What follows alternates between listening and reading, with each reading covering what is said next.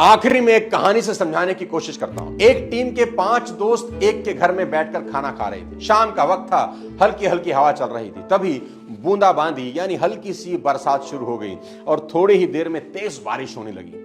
उन पांचों में एक टीम लीडर था। उसको लगा इन चारों को जिंदगी का सबसे बड़ा सबक सिखाता हूं। उसने चारों से कहा, हाथ धोकर वापस आ जाओ, एक खेल खेलेंगे। वो चारों हाथ धोने चले गए और इस टीम लीडर ने वहीं टेबल पर 4 चीजें सजा दी। एक चम्मच, एक खाली गिलास, एक नहाने वाला मग और एक बाल्टी। अब वो चारों हाथ धोकर वापस आए। टीम लीडर से पूछने लगे, हमें क्या करना होगा? तो टीम लीडर ने उस टेबल की तरह इशारा करते हुए कहा, जहां ये चारों चीजें रखी थी, कि अपनी पसंद की एक एक चीज उठाओ और बाहर बारिश में जाओ और बारिश का पानी उसमें भर के ले आओ। तो एक ने चम्मच उठाई, एक ने खाली ग्लास, एक ने नहाने वाला मग और लास्ट वाले ने बाल्टी। अब चारों अपना अपना ऑब्जेक्ट लेकर बारिश में चले गए और वहीं अपना ऑब्जेक्ट लेकर बारिश का पानी भरने का वेट करने लगे। सबसे पहले बारिश ने चम्मच को भर दिया और वो वापस आ गया। फिर बारिश ने उस खाली ग्लास को भर दिया और वो भी वापस आ गया। फिर बारिश ने उस नहाने वाले मग को भर दिया, जिसे तीसरा पकड़ के बारिश में खड़ा था, और वो भी भरे मग के साथ वापस लौट आया। सबसे आखिरी में जिसके पास बाल्टी थी वो आया।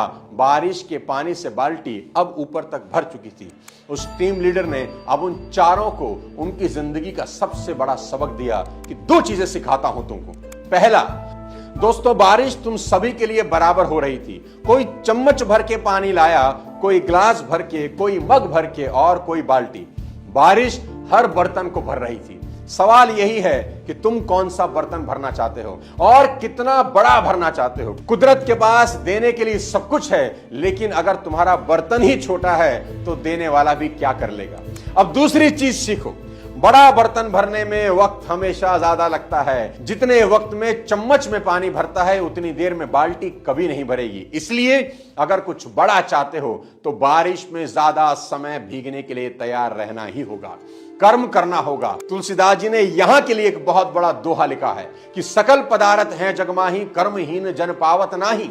यानी कि इस दुनिया में सब कुछ है जो तुम पाना चाहते हो, पर कर्महीन इंसान को कुछ हासिल होता नहीं। आप सिर्फ घर की 4 दीवारी में बैठकर सोचें कुछ हो जाएगा, तो देवता भी तुम्हारी मदद नहीं कर सकते। आखिरी में आपसे एक सवाल पूछता हूं कि एक पेड़ कितना बड़ा होता है? तो उसका जवाब है, जितना बड़ा हो सकता है उतना ही बड़ा होता है। आपने कभी नहीं सुना होगा कि एक पेड़ जो कि जा सकता था 20 फीट 16 फीट पर रुक गया।